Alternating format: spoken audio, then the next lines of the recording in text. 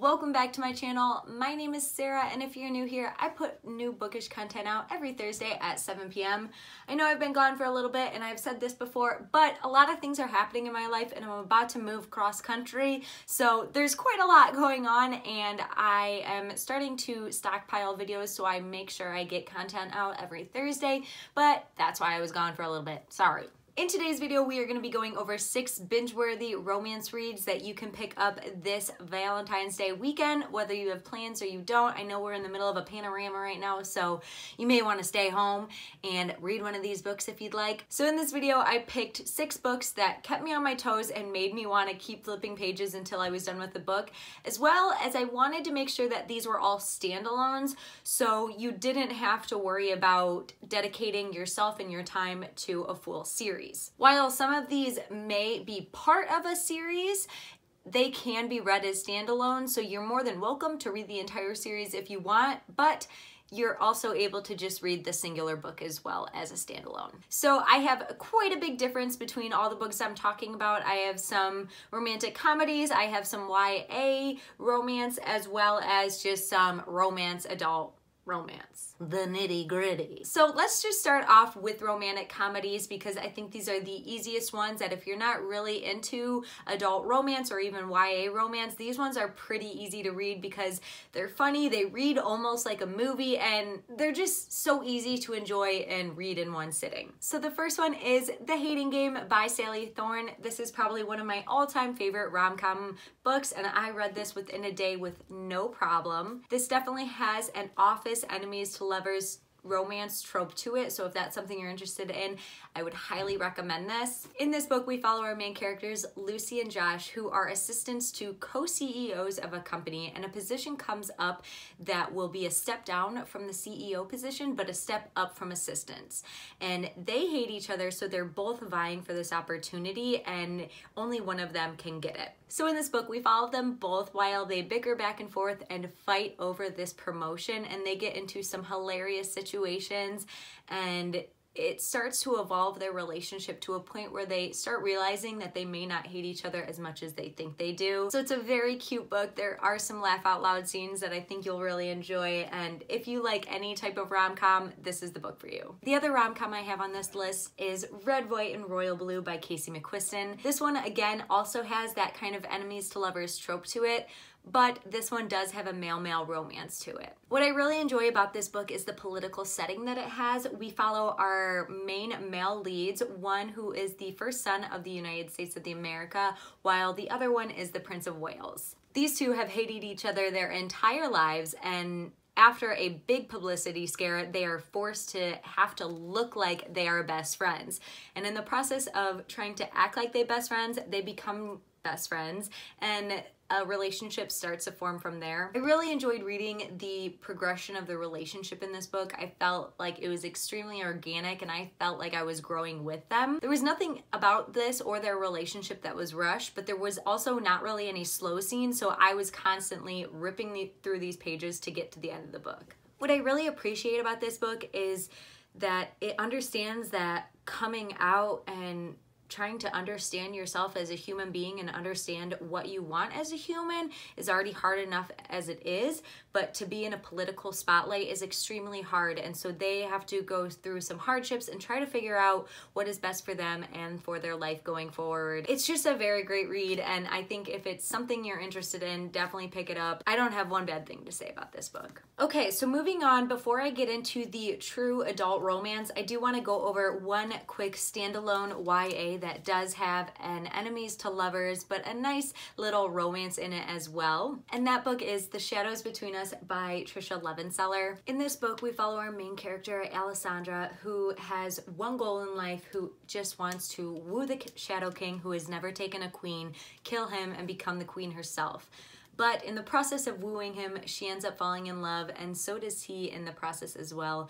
And so their relationship kind of unfurls from there.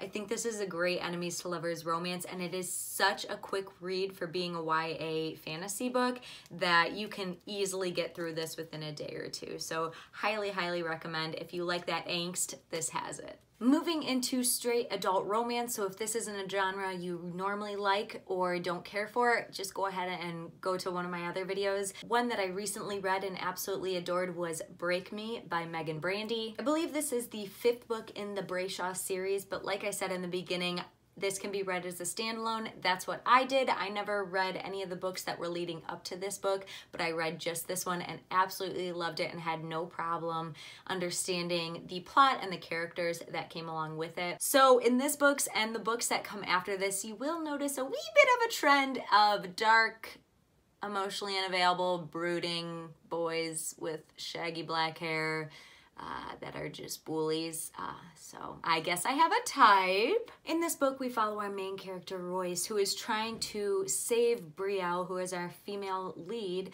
from a very bad home life and trying to bring him into the school that his family and brothers and sisters own, that they have for kids that have been abused and just have been in bad situations. This book definitely has that bully trope to it, so if that's not something you're interested in, maybe I would skip this and the other two that I recommend, because there is that aspect of it. What I really appreciated about this book was the amount of plot twists and the high tension action scenes that happened not only between our two main characters, but throughout the entire book and with other characters as well. I think Megan Brandy did a great job with not only plot development, but also relationship development as well. Another good thing to know about this book is while it is set in high school, it doesn't read like a high school romance, and it doesn't really bring it up quite a bit, which I really enjoy because I am many years out of high school. I have graduated college. I have in the working world. I don't need high school romances anymore. For this to be set in the high school ages, they don't bring it up a lot, so you really don't get reminded of it again and again and again. So that's what I really enjoyed, and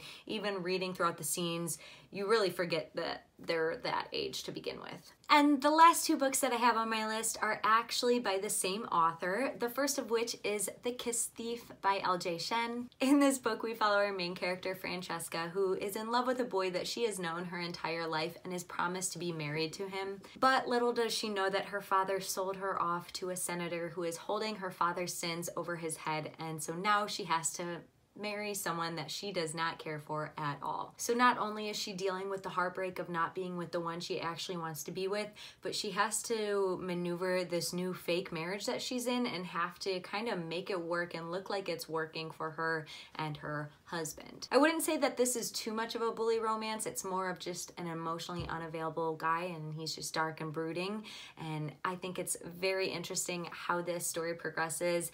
I really enjoyed this and the plot twist that came along with it, so 5 out of 5 stars, definitely recommend. And last but not least, the other book by L.J. Shen that I can't recommend enough is The Villain, which is one of her newer books, and I absolutely love it. I already want to reread it. I think what's so interesting about this book is the plot line. That's what drew me in right away. We follow our main character who is in debt to the mob, and in order to get out of debt so she's not killed, she goes to a CEO of a company and asks her to pay her debt. He will not pay her debt unless she fake marries him and produces males. So just like The Kiss Thief, this is another arranged marriage book where it is a fake marriage and they kind of have to make it look like they're working, and she has to provide him with males so his lineage can go on and he can continue running his empire. The male lead in this book is probably one of my favorite male leads I've read in quite a while, and I fall in love with probably every male lead in every book, but he's definitely one of my favorites. Another really cool thing about this book is that it has great representation for disabilities. It brings up OCD, autism, Tourette's. It brings up quite a bit. So I think this is something that anybody can read. There is a little bit of bully romance to it, but nothing too harsh like The Break Me by Megan Brandy. I think out of all these books, this is the book where the characters have the best chemistry together, and you can literally smell it coming from the pages. Like, it is just mwah, chef's kiss. All right, you horny bastards, so that is it. Those are my 6 binge-worthy romance recommendations. Have you read any of these? Are you planning on reading any? Let me know down in the comments below. Or if you have any suggestions for me, please put them down there because I am burning through your suggestions like crazy. In the meantime, I hope you guys have a wonderful Valentine's Day, and if you're watching this in the future, I hope you just have a beautiful day. I'll see you in my next video. Bye, guys.